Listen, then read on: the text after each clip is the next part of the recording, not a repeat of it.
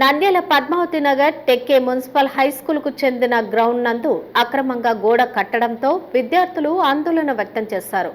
దీంతో కమిషనర్ ఆదేశాల మేరకు అధికారులు అక్రమ గోడను తొలగించారు. నంద్యాల పద్మావతి నగర్ లో ఉన్న టెక్కే మున్సిపల్ హై స్కూల్ క్రీడా మైదానాన్ని గుర్తు తెలియని వ్యక్తులు కబ్జా చేసేందుకు గోడను నిర్మించారు.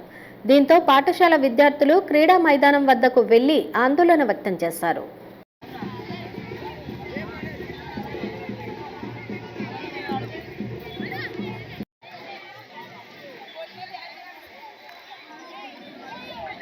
సార్ మేము మున్సిపల్ హై స్కూల్ టెక్కే నుంచి స్టూడెంట్స్ సార్. నేను ఈ గ్రౌండ్ మాకు మున్సిపల్ హై స్కూల్ సంబంధించిన గ్రౌండ్ సార్.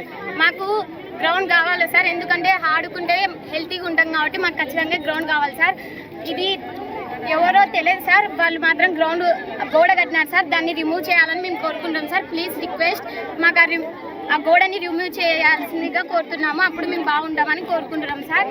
ఇక్కడల్లా క్లీన్ చేయాలని కోరుకుంటున్నాం.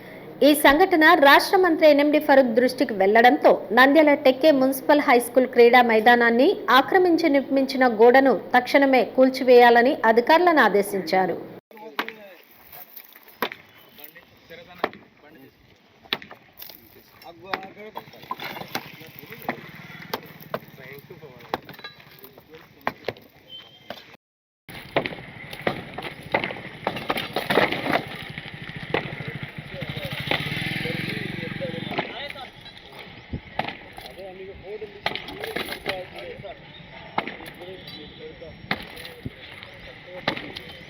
విద్యా సంస్థల ఆస్తులను, విద్యార్థుల ఆట స్థలాలను కబ్జా చేసే వారిపై ఉక్కుపాదం మోపుతామని ఆయన హెచ్చరించారు.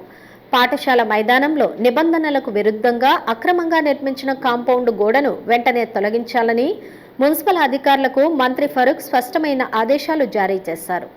ప్రభుత్వ స్థలాన్ని, ముఖ్యంగా విద్యార్థులకు ఉపయోగపడే క్రీడా మైదానాన్ని కబ్జా చేయడానికి ప్రయత్నించిన వ్యక్తులపై తక్షణమే క్రిమినల్ కేసులు నమోదు చేయాలన్నారు. నంద్యాల నియోజకవర్గంలో ప్రభుత్వ భూముల ఆక్రమణలను ఏమాత్రం సహించబోమని, కబ్జాదారులు ఎంతటి వారైనా వదిలిపెట్టే ప్రసక్తే లేదని మంత్రి ఎన్ఎండి ఫరూక్ ఈ సందర్భంగా స్పష్టం చేశారు.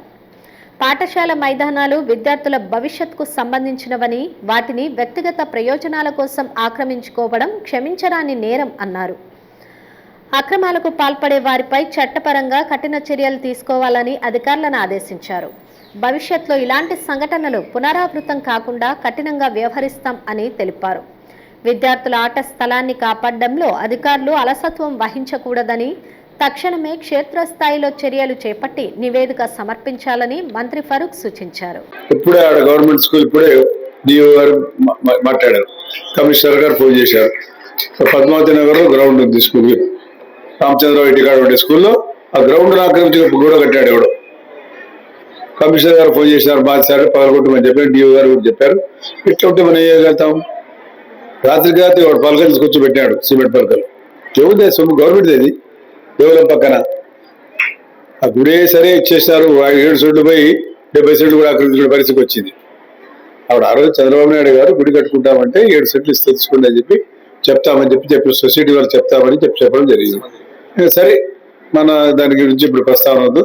కానీ మిగిలిన స్థలాన్ని ఐఎంఏ వాళ్ళు ఏదో కట్టుకుంటామన్నారు. మంచిది. ఐఎంఏ వాళ్ళకి చాలా మంది డాక్టర్లు చేసిన ఇండియాలో 500, 600, 700 మంది డాక్టర్ అయినారు. గవర్నమెంట్ హాస్పిటల్ వచ్చింది. వాళ్ళు అసోసియేషన్ ఏర్పాటు చేసుకుని కోరుకున్నా మంచిదే. ఆ మిగతా పక్క స్థలం అంతా ఇది అనేకంగా ఈ ల్యాండ్ గ్రాబర్స్, అది చూసి మీరు కూడా దయచేసి దాన్ని ఫోకస్ చేయాలి. వాడు ఎవరు రాసుకొచ్చి అరెస్ట్ చేసి లోపల పిల్లల చదువుకోవడానికి ఇప్పుడు మేడం అడుగుతా ఉంది, ఆ గ్రౌండ్ కావాలి కదా, ఏదో ఒక విన్యాసం చేయాలి కదా. రోజు పిల్లలు ఏదైనా మానసికంగా దృఢంగా ఉండాలంటే ఎట్లా ఏం చేయాలా? ఏదో ఒక విన్యాసం జరగాల. హలో అండి, నేను మీకు Rakshitha. Please do subscribe Nandyal communications.